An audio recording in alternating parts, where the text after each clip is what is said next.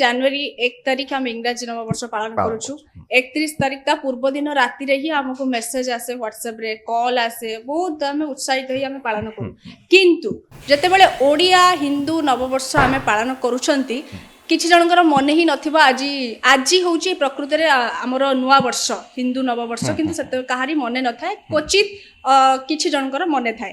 ଏମିତି କାହିଁକି ହୁଏ? ସେ ଇଂରାଜୀ ନବବର୍ଷକୁ ବହୁତ ଉତ୍ସାହ ଜାକଜମକରେ ପାଳନ କରୁଛନ୍ତି, ଫିଷ୍ଟ କରନ୍ତି, ସାଙ୍ଗମାନଙ୍କ ସହିତ ବଣଭୋଜି କରନ୍ତି, କିନ୍ତୁ ଓଡ଼ିଆ ନବବର୍ଷକୁ ସେତେଟା ପ୍ରାୟୋରିଟି ମିଳେ ନାହିଁ, କାହିଁକି? ନାଇଁ ଦେଖନ୍ତୁ, एक्चुअली आर भी कारण दी प्रकार कारण अच्छी।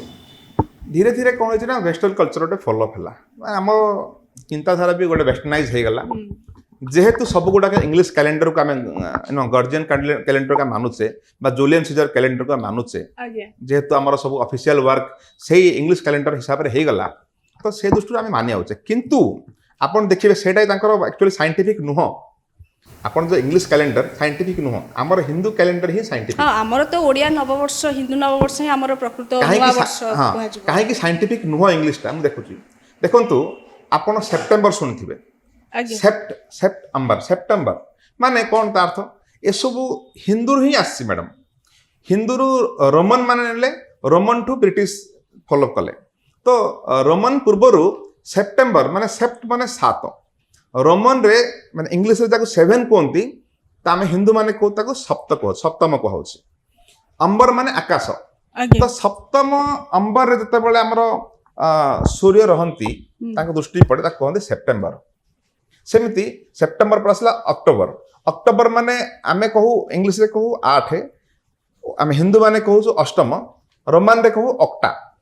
रोमान रो अक्टा को नेकी अक्टोबर हला, किंतु हिंदू नववर्ष रे हिंदू मानकर तिथि अनुसार अष्टम रु नहीं अक्टोबर होइछि। सेमिति नवम रु नवेम्बर हला, दशम रु डिसेम्बर हला। एठी सरी गला एक्चुअली तांकर, किंतु आपण कहबे आगे डिसेम्बर तो माने नुआ वर्ष नुह, माने डिसेम्बर 10 हो गला, आ माने हिंदू हिसाब रे दशम सरला।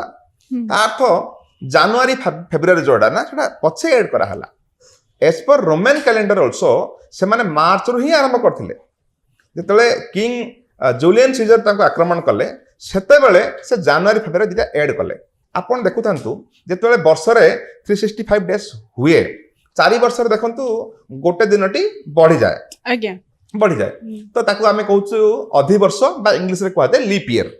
तो से गोटे दिन को आपण भाबिया कथा जे मासर अंतर रखिया कथा, वर्षर अंतर करिया कथा। डिसेंबर 31 अछि न 32 करदा कथा। फेब्रुआरी रे काईदा जोडिले तार किछ तो कारण थिबो ना। ता अर्थ जनवरी पर फेब्रुआरी ही लास्ट ताकर थिला एज पर रोमन कैलेंडर। तो 28 डेज तो थिला, सेथिरे आ गोटे डेज ऐड कर देले, डे ऐड करी 29 करथिले। कहीं ना तांकर नुआ वर्ष आरंभ होता मार्च रु। रोमन रे भी जेते बेले जूलियन सीजर आसिले, तापर गर्गियन जो कैलेंडर आसिला, किंग गर्गियन 8 से कौन कहले ना ना ना मार्च आरंभ करियानी। जीसस जेहेतु डिसेम्बर 25 रे तांकर जन्म होइतिला, ता पर मासर प्रथम दिन रो आमे नुआ वर्ष पालन करदबा। तो जनवरी 1 को से माने नुआ वर्ष पालन कले, से दिन चली जनवरी 1 नुआ वर्ष। किंतु सेथिरे भी कोन वैज्ञानिकता नाही। एटा केवल राजा मानकर गोटे आधिपत्य विस्तार करिया पई, तांकर मोनोपोली विस्तार करिया पई, तांको सैटिस्फाई करिया पई एटा से माने आरंभ कर दिछन। जदि कहबा आमे बेसी वेस्टर्न कल्चर आडकू टाणी ही जाउछंती। बिल्कुल आमे वेस्टर्न कल्चर को टाणी एथि पई होचे। सरकार भी से सिस्टम सिंधी करिसंती।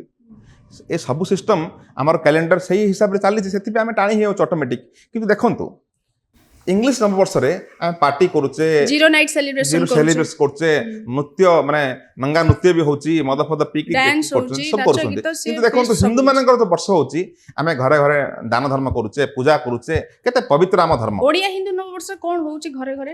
हां देखंतु पणा संक्रांति आमे पणा बांटू, बेल पणा करू, काहे कि खरा दिन प्रबल आसिला। एक्चुअली ओडिया जो नववर्ष आमे जो पालन करू, एटा सोलार को नहीं पालन करू, सूर्य को नहीं पालन करू। मुझे आपको कही आमर हिंदू धर्म में 2 प्रकार नुआ वर्ष पालन करा जाए।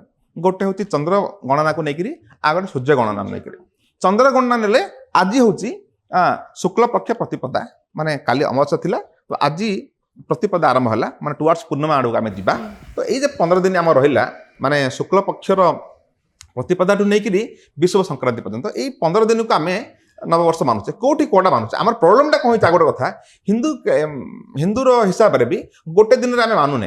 देखंतु गोटे ना भी गोटे ना, आमे जमती कहते पणा संक्रांति आपण जदि वेस्ट बेंगल पळे कहबे ताके पहेली बैसाखी पहिला हाँ, बैसाख आपण जदि पंजाब पळेबे माने कहबे बैसाखी आपण जतले पळेबे अछि आगे। जतले आपण यूपी पळेबे लेखा चैत्र नवरात्रि आपणकर गुड़ी पवा अछि गुड़ी पड़वा अछि आपणकर महाराष्ट्र रे तो सब अलग अलग उगाड़ी। उगाड़ी अच्छी आप कर्णाटक रे तमिलनाडु सॉरी आमर आंध्र प्रदेश रे तेलंगाना रे तो ये सब जो रहीगला आटे पुथांडु अच्छी आपणकर तमिलनाडु रे तो ये जो सब बिहू रहीगला आसाम रे ये सब जो डिफरेंट डिफरेंट ना रे कले माने सब तो सेति गोटे यूनिटी रही पाला नाही हमर से दृष्टि एटा आमे टिके तारतम्य रहिया जगु लोक सारा इंडिया लेवल राकु पालन करि पारिया नाही पालन करि पारु नाहंती काहे कि किछि हिंदू मानुचंती भाई आमे एप्रिल 11 रे करू किछि भाउछ एप्रिल 13 रे करू जेमती गुड़ी पर्व आज अछि के कहउचंती भाई बिहू आमे एप्रिल 12 रे मानबू अलग अलग दिन रे कहीं पालन करा जाउछि नहीं, गोटे मो कहली, दिन कहीं पालन करा जाउछि हमर हिंदू धर्म रे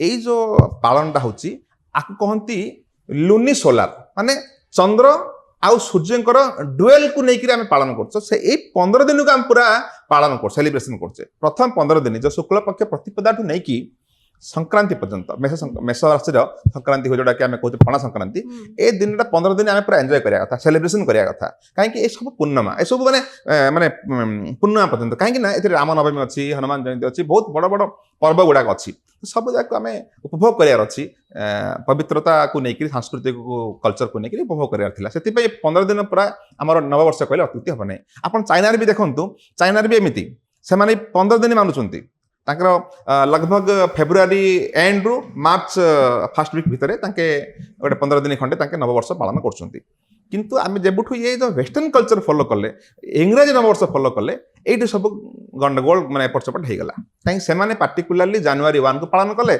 जेहेतु एठी हमर 200 वर्ष इंग्रजी माने शासन करूथिले लगभग 300 वर्ष एटा चलिछि आ से कल्चर रही आछि से कल्चर रही आछि तेबे देखा जाउछि जतेबेले हम ओडिया हिंदू नववर्ष पालन करूछंती पणा संक्रांति दिन केमिति गांव वर्सेस शहर कथा जदि कहबा गांव रे केमिति कोन पालन करा जाय शहर रे केमिति कोन पालन करा जाय से विषय किछ देखंतु आमे तो जेमिति गां रे जेहेतु संक्रांति होती प्रति संक्रांति रे कोन आमे शिव मंदिर पूजा करछे शिवं को जल चढ़ुछे शिव और शक्तिर आराध्य करछे संक्रांति पणा संक्रांति रे एवं लोक मान को पणा बांटुछे शिवंकर पूजक माली होचन पूजक दछंती से माने माने पिठा पणा करी बांटंती ए टाउन रे भी लगभग शिव मंदिर पूजा करी जाकरी आमे पूजा पद्धति करू नुआ ड्रेस पिंधु नुआ घर रो सेलिब्रेशन करू तो आमे भी सही लगभग गोटे प्रकार पालन करू जेहेतु आमे एटा पवित्रता से पालन करू आध्यात्मिक हिसाब रे पालन करू तो बोथ आर सेम